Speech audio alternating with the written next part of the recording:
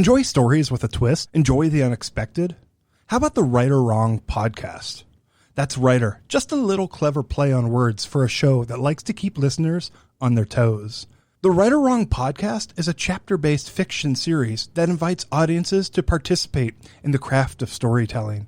With a focus on original tales of the unexpected, host Patrick Emile provides listeners with stimulating audio narratives every 2 weeks, discusses the plot with a number of enthralling co-hosts, and eventually offers the listeners their chance at voting for their choice of 2 separate paths. Whichever ending they get the next episode is based on the audience's favorite choice. Available on all major podcast platforms, as well as rightorwrongpodcast.com. Again, that's writer with a W, rightorwrongpodcast.com. Tune in for Season 2, coming in late February 2021. You are listening to Devil We Know, a true crime podcast, which may contain adult themes, explicit language, and graphic depictions of violence. Portions of this show may be traumatic for those under 18. Listener discretion is advised.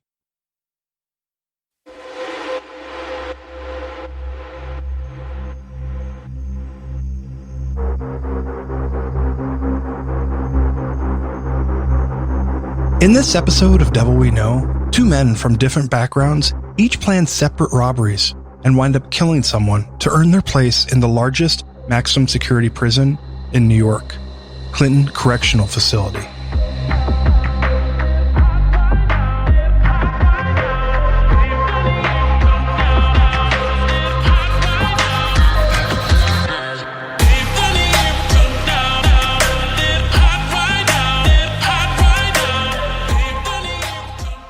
New York is a state of variety, from the prehistoric glacial formation of the Finger Lakes, which are home to a vast and teeming wine country, or the capital district surrounding Albany, that as of recent years focuses on high-tech driven cultural and economic pursuits.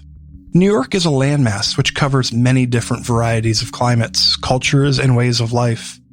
Mountain towns nestled in Upper Appalachia, the high-energy bustle of metropoli like Manhattan Island, and even cities on the various rivers and lakes of the upstate and western regions all ensure that no matter where you're from in New York, it's bound to feel different when you drive an hour or 2 in any direction across the state.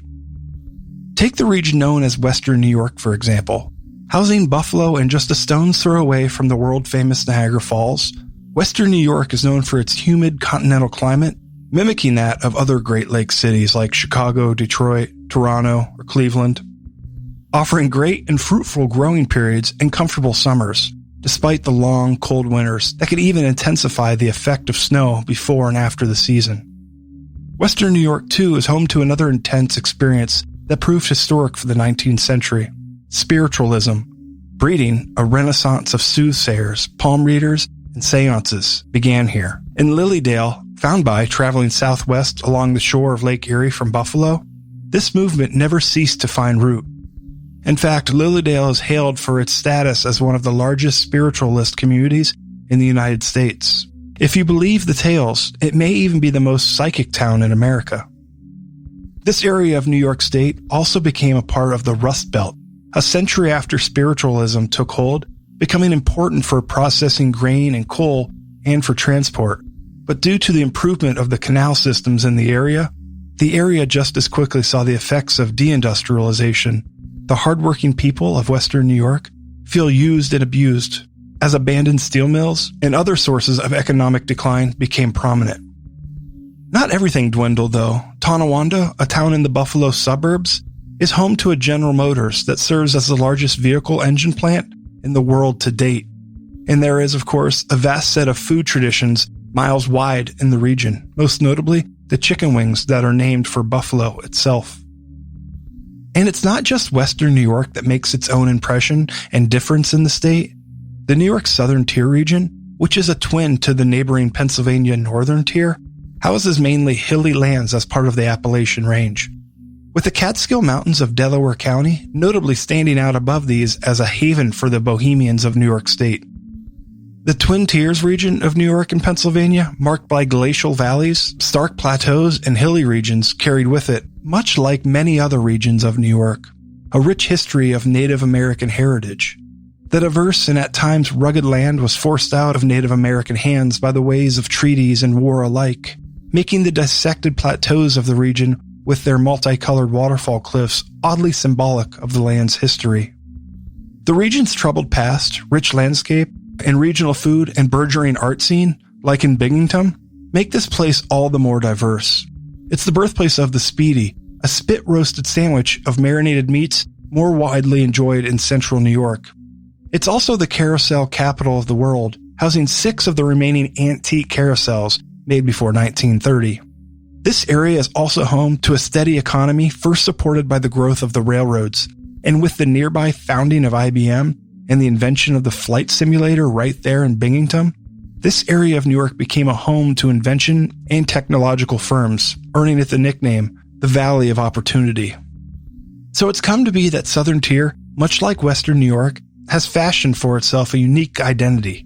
But among the uniqueness, there are still categorical similarities, both with historical homes of Native American tribes like the Iroquois, and both share distinct northern U.S. dialects. Both are, of course, in New York too. But as I said, New York is a state of variety. While good people of all kinds, hardworking, honest people, city folk, town folk, and rural folk alike, all come from New York in various places across the state, there is another truth. Just like anywhere, this variety means that New York has its share of people making bad decisions too. And some of these people, with all the decisions that weigh them down, wind up trapped by their own mess. People like Richard Matt and David Sweat. Richard Matt, or Ricky as he was known by the state in the years to come, wasn't a man with a historically stable life or a stable home. Born on June 26th of 1966, Ricky, alongside his brother, Robert, actually experienced their fair share of trouble in their own home life, with Ricky himself, as a mere infant, being left inside a car alone at one point. His father, Robert Matt Sr., lived a criminal life full of theft and violence, and he's now believed to be dead. Eventually, Ricky and Robert Jr. became foster children. It was fair to say, at least, that Ricky's life was full of issues from the start, though not much of it could be said to stem from the transient existence most kids have in foster care. See, Ricky and his brother were lucky that Mr. and Mrs. Vern Eden found them quite early on, and the two brothers were able to make a life in the Eden home of Tonawanda in New York's Erie County for a time until finally finding themselves stuck in a youth home yet again. Unlike those with similar stories and backgrounds, though, Ricky didn't suffer at the hands of his fellow students. In fact, he found himself quite popular, and his intellect excelled.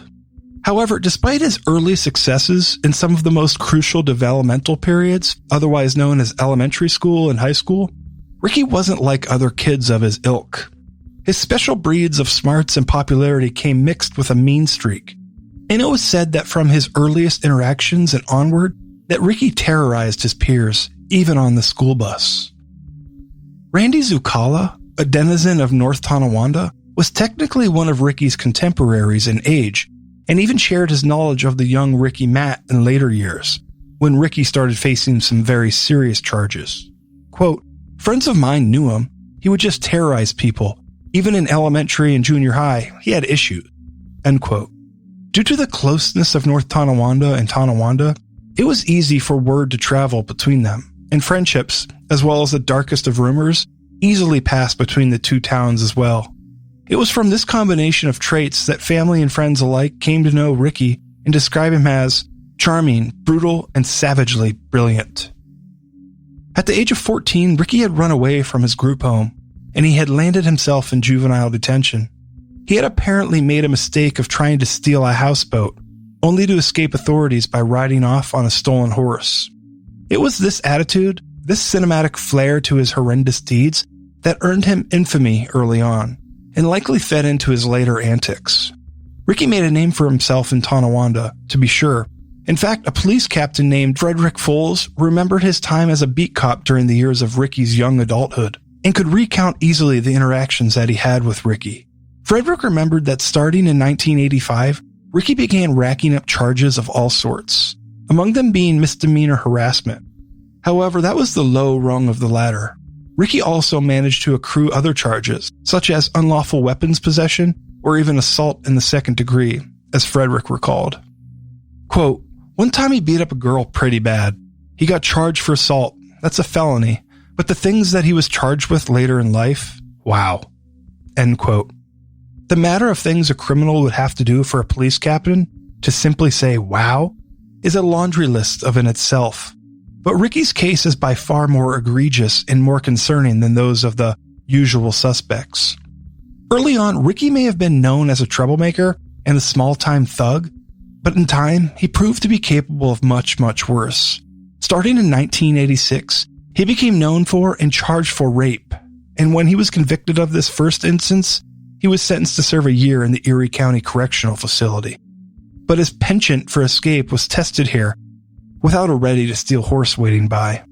Due to a mistake made by a guard, Ricky was able to slip out of his cell, climb a 9-foot metal wall topped with razor wire, from which he earned forearm scars he proudly touted in later years. After fleeing the premises, he hopped a freight train, and though he could have gotten out of Dodge, he instead was found only 5 days later in Tonawanda, at his brother's apartment.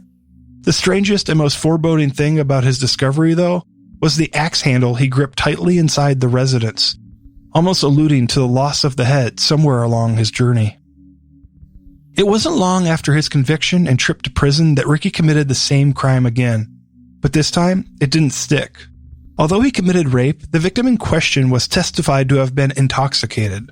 While this is not always an issue, this time it was, because the victim turned out to be too intoxicated to provide sufficient evidence to back her claims of rape. Ricky's rocky life, full of violent crimes to those around him, didn't stop there. He brought it home with him.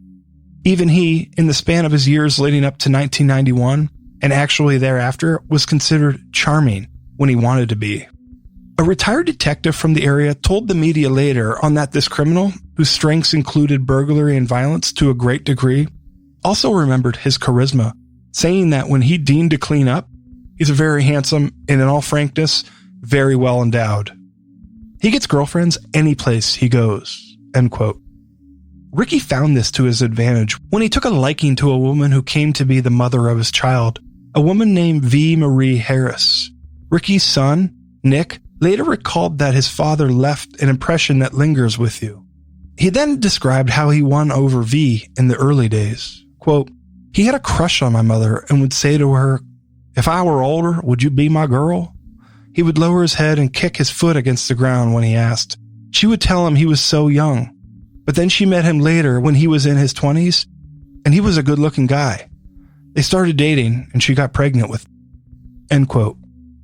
Somehow, this man, this meek and seemingly in-love young kid, became the violent and calculating rapist and robber that the police knew as Ricky. Even Nick has memories of Ricky that line up with his dark persona as well. And in fact, in October of 1991, Ricky showed how much of that darkness was willing to come home with him. On the night of the 14th, when Nick was just an infant, Ricky broke into V's place and beat her, even stabbing her. And yet, Nick remembers how Ricky was also very interested in nurturing a relationship with his son. Despite Nick's spurns, these two sides of Ricky were troubling in their disparate nature. But that wasn't all there was to his story. As expected, Ricky was held on felony assault and weapons possession charges for the attack on Nick's mother. He was brought to Erie County Holding Center in Buffalo for these crimes, but he flexed his skills in speechcraft yet again to work a fellow inmate, David Telstar. This adopted socialite had been locked away for embezzling against his wife, who was much higher class than the Minnesotan graphic designer. But Telstar, a swarmy white man lacking physical prowess in a predominantly black cell block, was reportedly going to see no end to the hostility until Ricky stepped in to act as a peacemaker. He was grateful, of course, and like Ricky, Telstar was hungry for what he thought was due to him, and so they struck a deal. Telstar would pay Ricky's bail, a total of $15,000 in cash, along with another $100,000 for a special task in exchange. Telstar wanted Ricky to do away with his own wife, Desiree, along with her parents and the family lawyer, all of whose influence in Los Angeles would go far if Desiree were to suddenly turn up dead. This may or may not have been the birth of a whole new career for Ricky, but regardless of what was to come, he agreed wholeheartedly with Telstar, even agreeing to burn the victims' bodies when he was done. This man of violence, thanks to a frightening deal, had eventually wormed his way back onto the streets, where his